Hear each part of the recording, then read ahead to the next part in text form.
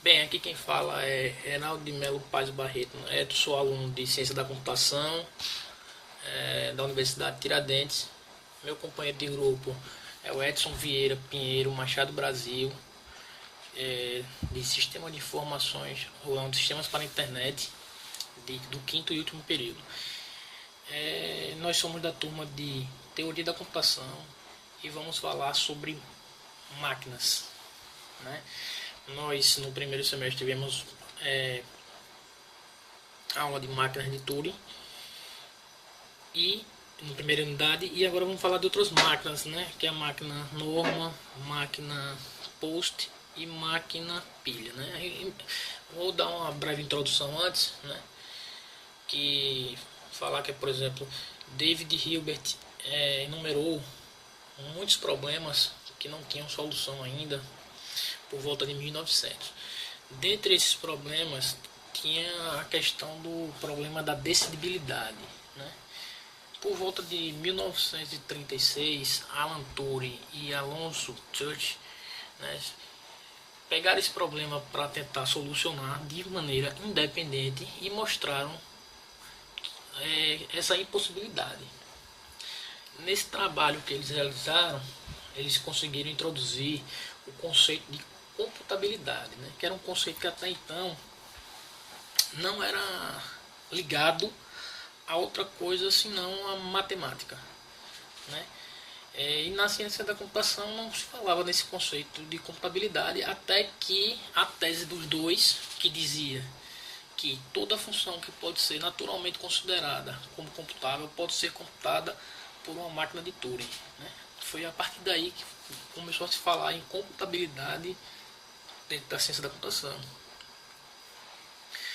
A partir daí foram criadas várias arquiteturas que isso aqui eram abstrações matemáticas do que viria a ser o computador como conhecemos hoje, né? Os cursos de computação pelo Brasil, né, eles tendem a se voltar para a arquitetura de von Neumann, enquanto outras arquiteturas mais restritivas são deixadas de lado. O estudo da computação, da teoria da computação atualmente nos principais currículos do país é focado apenas no modelo da máquina de Turing, e outros modelos matemáticos que são muito importantes também são deixados de lado. Então o objetivo desse trabalho vai ser falar um pouco sobre a máquina norma, a máquina post e a máquina pilha brevemente. Primeiramente, a máquina norma, ela é uma máquina de registradores, né? Diferente dos outros modelos que apresentamos nesse trabalho e em outros existentes, como a própria máquina de Turing, a máquina norma foi concebida para ser uma representação aproximada dos computadores atuais. Ela é uma máquina que tem infinitos registradores, né, e eles podem ser acessados a qualquer momento, independentemente, né, e também ter os seus valores modificados de forma independente. Sobre esses conjuntos de registradores atuam as funções adição, né, adição de 1, subtração de 1 e o teste de se o valor armazenado é 0. Né? A definição formal de uma máquina norma, você tem uma setupla, né, onde o primeiro elemento é o conjunto de valores que pode existir na memória. O segundo elemento é o conjunto de valores de entrada. O terceiro elemento seria o conjunto de valores de saída. O quarto elemento, você tem a função de entrada. O quinto elemento, você tem a função de saída. O sexto elemento, você tem um conjunto onde você tem as funções de adição e subtração, né? O ADK e o subk. O ADK é a adição em um registrador K, né? Você pode ter K registradores, né? É a indexação, isso aqui. Então, se você tem um registrador lá que você tem um valor 1 nele, se você utiliza essa função ADK nele, ele vai para 2. Sempre adicionando 1. Subk, mesma coisa, só que subtraindo. E no sétimo, você tem o 0K, né, que é a função que testa se naquele registrador guarda um valor 0 ou não, né? Indexado também com o número do registrador. A máquina norma é uma máquina extremamente simples, assim como a máquina de Turing. E é difícil de acreditar que ela tem um poder computacional no mínimo igual ao dos mais modernos computadores. Né? Com a máquina norma a gente pode simular também características reais de máquinas reais, né? Reforçando mais ainda essa ideia de que a máquina norma é uma máquina universal. Então, máquina norma ficamos por aqui. Vamos falar um pouco agora de máquina Post, né? Que foi uma máquina que foi proposta na mesma época que Alan Turing propôs a máquina de Turing. Ela foi proposta por Leon Post em 1936 e consiste em duas partes: uma variável x e um programa. O poder de expressão da máquina de Post é a mesma de uma máquina de Turing e vice-versa. Em outras palavras, podemos dizer que uma máquina de Turing ela pode ser simulada por uma máquina de Post e que todo o conteúdo de uma fita de uma máquina de Turing pode ser expresso por uma máquina de Post. A definição formal de uma máquina de Post não é muito diferente das que a gente já viu até agora. Você tem uma setupla, onde o primeiro elemento é um conjunto finito de estados de leitura, o segundo é um conjunto finito de estados de escrita, o terceiro você tem um alfabeto de entrada da fila, o quarto você tem um alfabeto auxiliar, né, onde por exemplo você tem símbolo de início de fila. No quinto você tem são funções de transição. No sexto representa o estado inicial da máquina. E no sétimo representa o conjunto de estados finais que são atingidos ao término da computação de entrada, né? Porque você sabe, na máquina de Post, como vai ser falado pelo Edson, você tem que uma máquina de Post ela ou aceita ou rejeita no final, né? Então nessa setupla, esse último elemento é isso: você tem os estados finais, se aceitou ou se recusou. Eu vou passar agora para o Edson e ele vai concluir essa parte de Post e falar sobre a máquina pilha. Olá, meu nome é Edson e, dando continuidade à apresentação do Heraldo, eu vou falar mais sobre as partes que formam a máquina Post.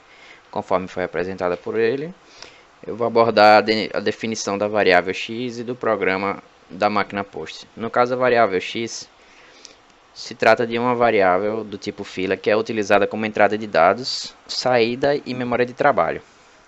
E o programa, que é uma sequência de instruções que pode ser representada por um diagrama de fluxos ou fluxograma, onde cada vértice é uma instrução e as instruções são de 4 tipos, que são eles: parada, partida, desvio e atribuição.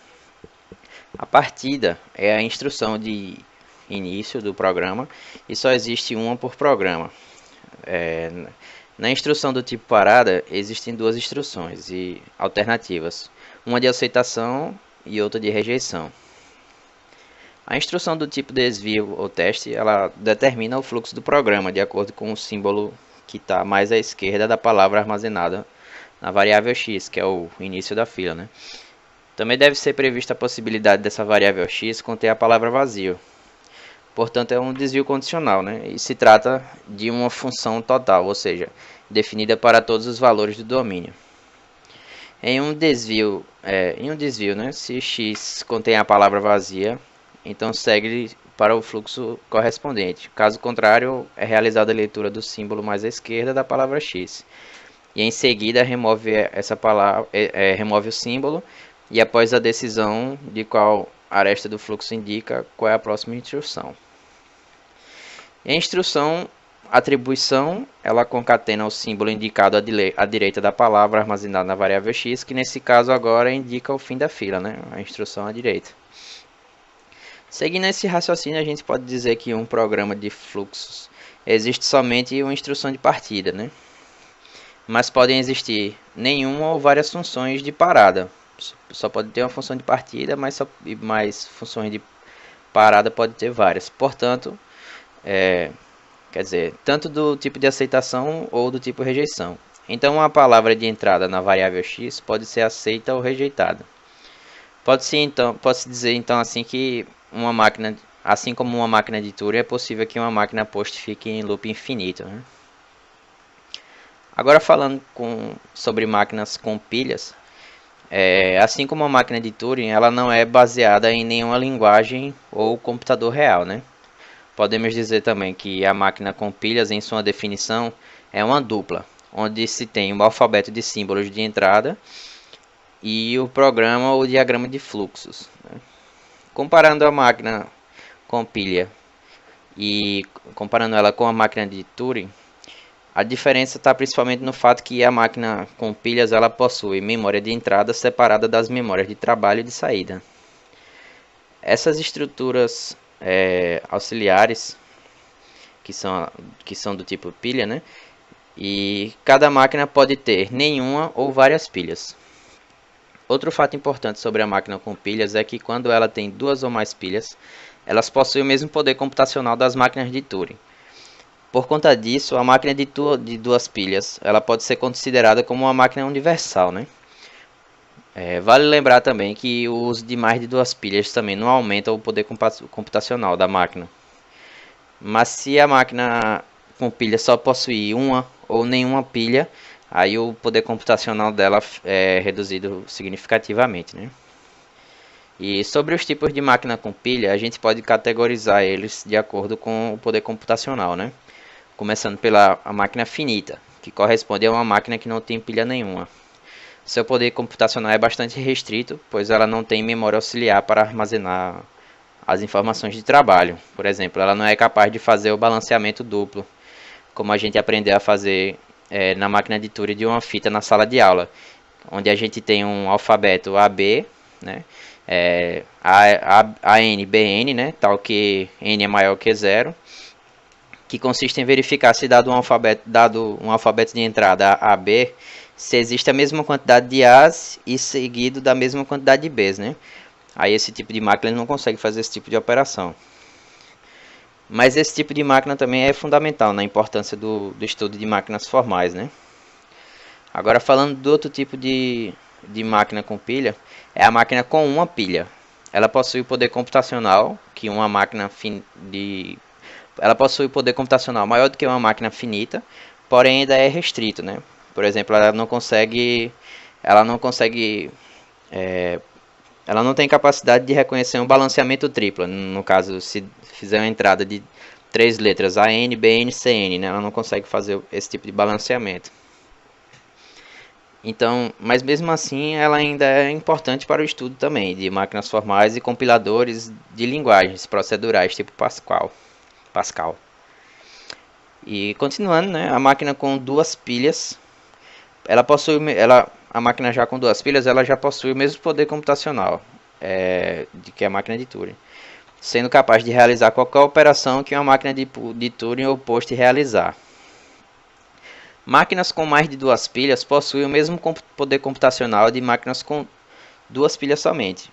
Mas isso implica dizer que para qualquer máquina com mais de duas pilhas é possível construir uma máquina equivalente usando somente duas. É como se fosse o exemplo da máquina de Turing, né? Que não importa quantas extensões a gente usar, ela sempre vai ter o mesmo poder computacional de uma máquina sem extensão. Aí no caso, a estrutura da máquina com duas pilhas é composta por três partes. Ela tem a variável x, que é a palavra de entrada de dados, semelhante à máquina post. As variáveis y, que são as pilhas, né, e são utilizadas como memória de trabalho.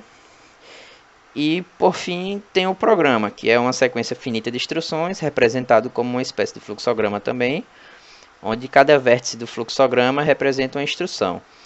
E as instruções podem ser 5 tipos distintos, que são eles: a partida, a parada, desvio, desempilha e empilha. Essas são as 5 instruções. A instrução do tipo partida é a instrução inicial, e só existe uma instrução desse tipo por programa. Já a instrução do tipo parada, para esta instrução existem duas instruções alternativas, uma de aceitação e a outra de rejeição.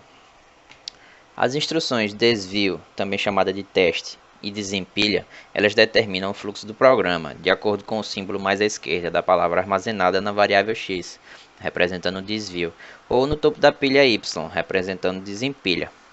Também nesse caso, deve ser prevista a possibilidade da variável em questão, né, conter a palavra vazio. Já no caso da instrução do tipo empilha, ela empilha um símbolo pertencente ao conjunto de palavras de entrada do programa no topo da pilha indicada, ou seja, ela concatena o símbolo na extremidade da palavra e armazena na pilha y.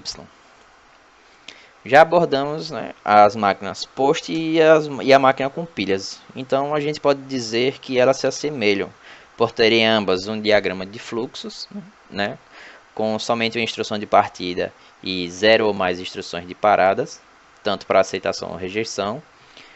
Para as duas máquinas, uma palavra de entrada é aceita ou rejeitada se a computação inicia com a variável x contendo a entrada, atingindo uma instrução aceita ou rejeita respectivamente, né? E também em ambas é possível ficar em loop infinito. E é isso, essa foi a apresentação das máquinas norma, post e pilha, né? E finalizando, para a abordagem dos temas, a gente usou como referência o livro da Teoria da Computação, Máquinas Universais e Computabilidade, de Tiara Ju Asmus e Paulo Blauf, e a monografia da Débora Pandolfi Alves, Equivalência de Máquinas Universais, Demonstração, Análise e Simulação, na Universidade do Vale do Rio dos Sinos, em 2007. E é isso, obrigado.